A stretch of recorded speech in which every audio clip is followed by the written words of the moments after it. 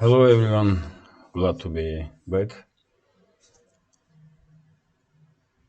Today is 1st of October. Now it's almost 9:30 in the morning. I'm Levan Gudadze and you are watching my little channel in which I try to share with you some latest news that are making headlines in Russian media outlets for this moment and my opinion on certain topics. So of course I'm gonna start with this historic data that we have yesterday for new regions join Russian Federation, DPR, LPR, Kherson and Zaporozhye regions. And in my understanding, this is just a beginning. After winter offensive, which I predicting, as I was predicting before, that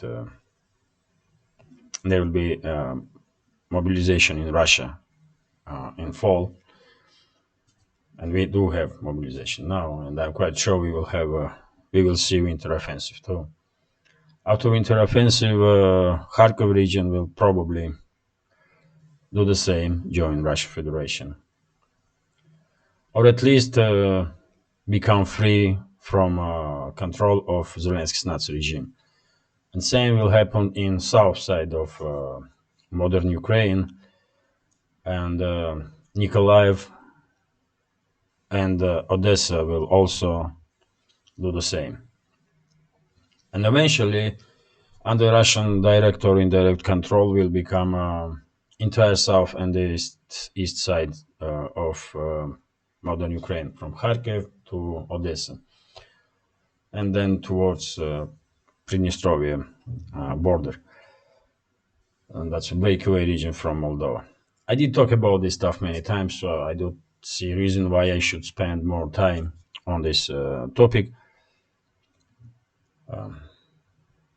I just mentioned that yes, yesterday we did had some historic day, and now Russia is a little bit bigger than it was before, even though Russia was the biggest country in the world anyway.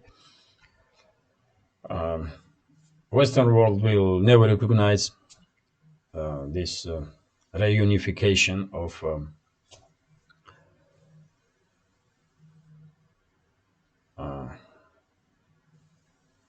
Russian uh, people, Russian-speaking people.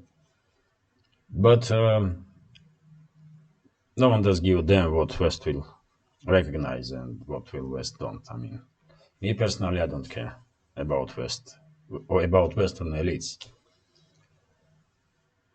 So yeah, it is a fact now that these four regions are part of Russia, and this will, of course, make huge impact on rest of the development on Ukraine and on relationships between Russia and the West. I think we did cross point of no return.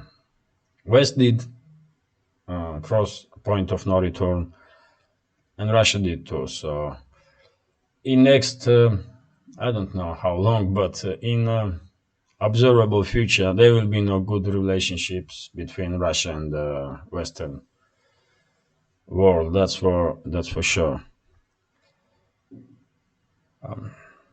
Only if my one more prediction will not be realized, in which I was saying that Western elites now will try to do some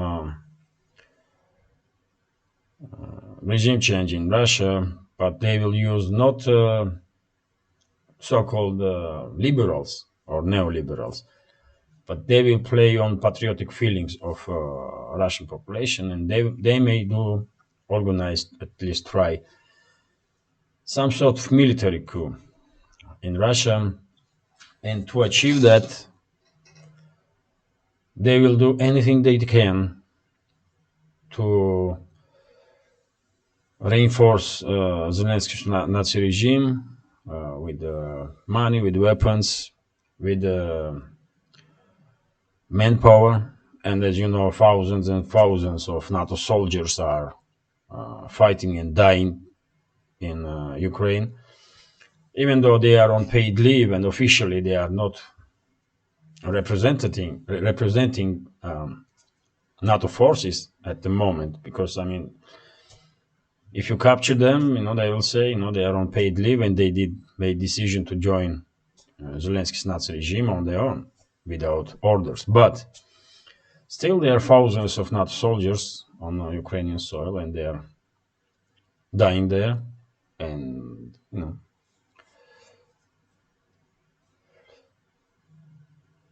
and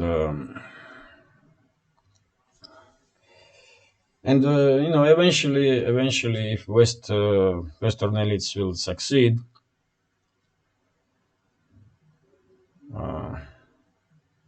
and we had some military coup in Russia,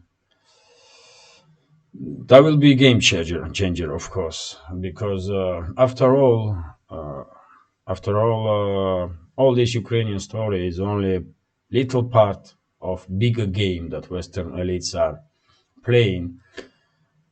And end game for Western elites truly are to destroy China, to destroy India, to destroy entire Indo-Pacific region, which they see only source of danger for the domination on this planet. So in my understanding, I was talking about this stuff for years. In previous videos, I did touch this matter. In my understanding, West were quite happy with Putin, and they were, and they were quite happy that Putin were investing in Russian military, because they did see Russia as a main theater of the fight with China. But after first stage of Russian special military operation, Western elites probably did realize that corruption did heavily influence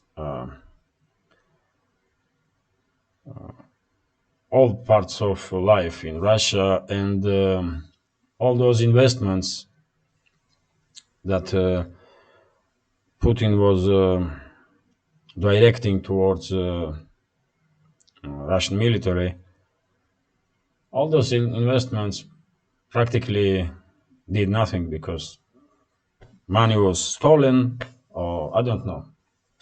Fact is that after first stage of operation, when probably you remember this, what happened near Kiev, Chernigov, and rest of it. Probably in the West they did realize that this regime, Putin and his people, are not capable of building up capable army, which will then play a crucial role in fight with China. So now they will do anything they can to do some regime change in Russia, and use not, as I said, they will use not those liberals or neoliberals. They will use patriotic feelings of Russians, and they will start to organize military coup, and eventually they will try to turn around Russia from China, so that China will have no other option other than engage with Russia militarily to secure its energy sources. That's main point is energy here. China now has two ways to import energy. One is Middle East, and all Middle Eastern oil and gas that they are receiving goes through, Persian Gulf, and second direction is Russia.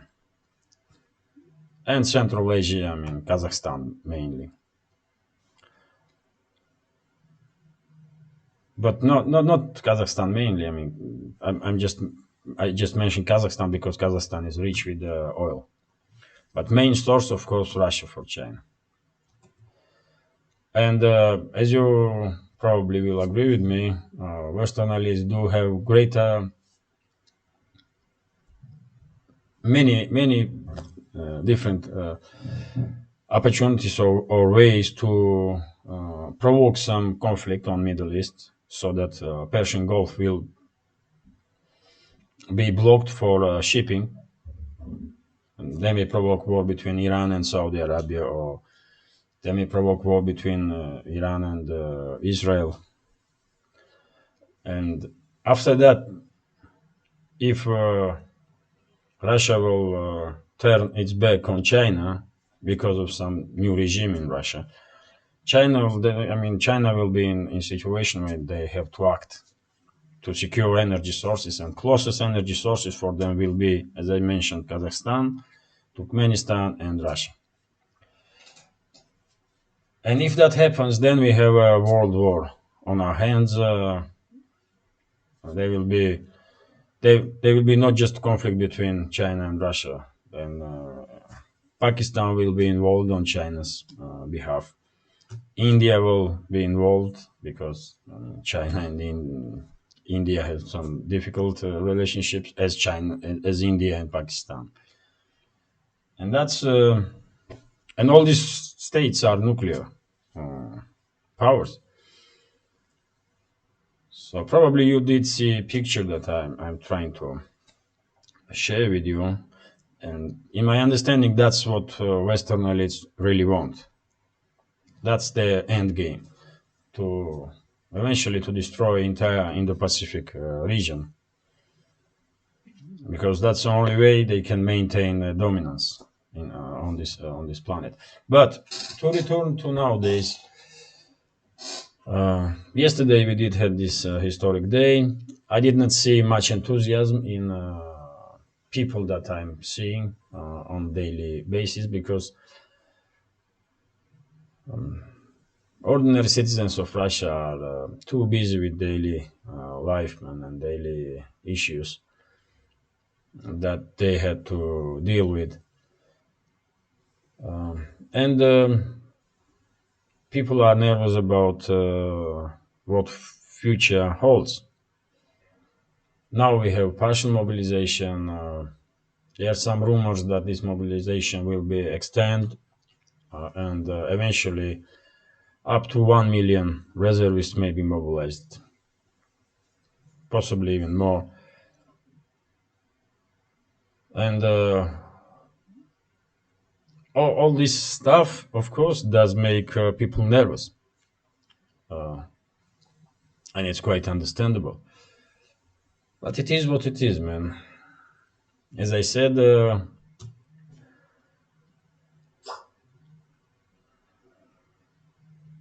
as I said, yesterday we see just beginning of the end of modern Ukraine.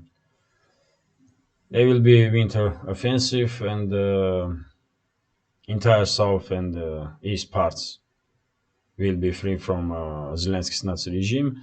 And after that, probably Poland, Hungary, Romania, they will step in, and they will take control on some western regions of Ukraine. You know, we will see. We will see. Yes. What else, man? What else? I'm already talking to you like 15 minutes. So there are some few topics that I want to share with you my opinion on. Yesterday, one of the heads of Russian security services said that they have information about involvement of Western secret services in sabotage of Nord Stream and Nord Stream 2 pipelines. That was said officially. And even Putin did mention in his speech yesterday that Anglo-Saxon elites and their special services are behind this attack. As I understand, that's what he meant. To be honest, I did not had time to listen his speech, so I did read some parts of what he said, and that's my impression. So now, yes, I mean now, as I said, both sides, I mean West and Russia, did cross point of no return, and as long as Putin is president of Russia, there will be not even a chance to return relations between these two sides to normality. That's impossible now. And as I said, West will probably do anything they want, anything they can to enforce some regime change in Russia, using some patriotic feelings, and they will probably activate the assets in Russian military.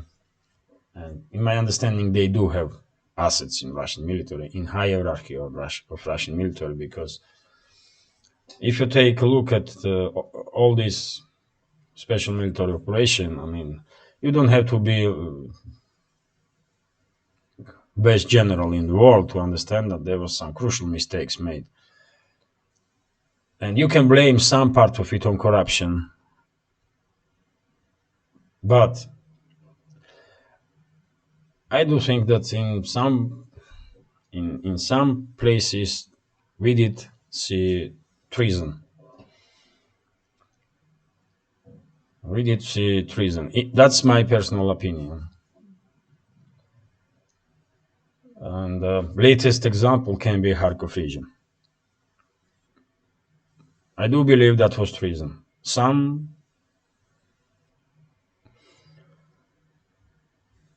of those military leaders that were responsible for Kharkov direction, they commit treason, in my understanding, under orders of the Western masters. You know, I do believe Russian counterintelligence services do have some big job to do, man, because there are too many rats in Russia, and they all must be eliminated, as soon as possible. Yeah, so that's my take on that stuff. What else, man? What else? Life goes on, man. You know, I can't even remember what else were like main topics. I can see now media outlets, but this video is already too long, so I have to finish, man. Probably I will try to make one more video tomorrow, and I will talk about some other stuff that I forget today to mention, maybe. Anyhow, man. Anyhow, I hope you will have a good day. Today I'm in afternoon shift, so I had like extra few hours to devote some time to my channel. And yeah, man, what else? Yes, I remember that, I did read this morning that Biden did sign a law to give Ukraine another additional $12 billion on weapons and stuff like that. So as I said, man, West will try now anything they can to reinforce Zelensky's Nazi regime with weapons, with manpower, with intelligence, and they will use their assets in Russian military to defeat Russia in certain areas of this battlefield and to generate anger in Russian society.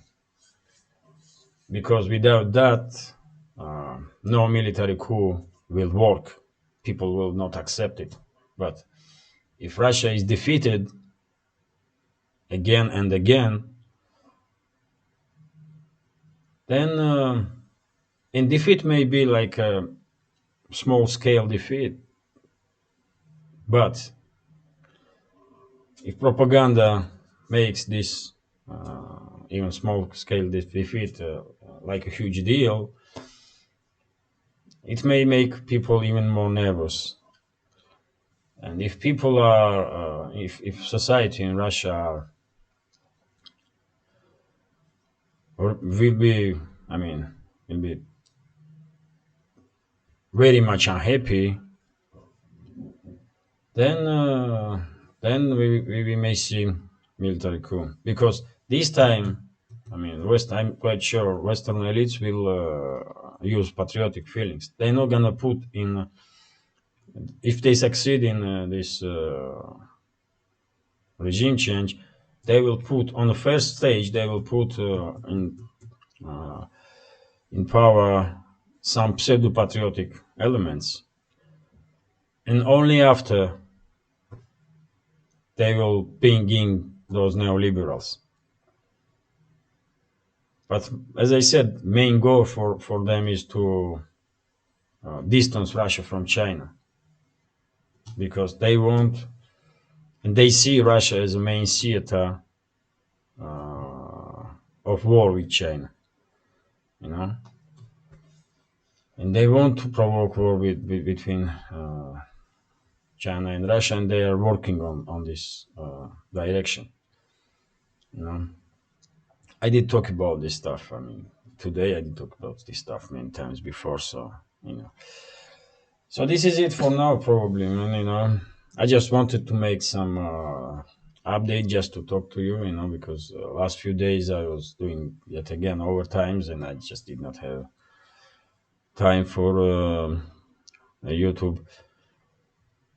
You know, I did make this video, and I will try to make update tomorrow. But if I can't, then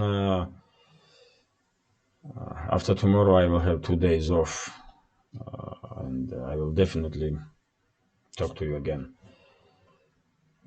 So yet again, have a nice day. Take care and bye for now.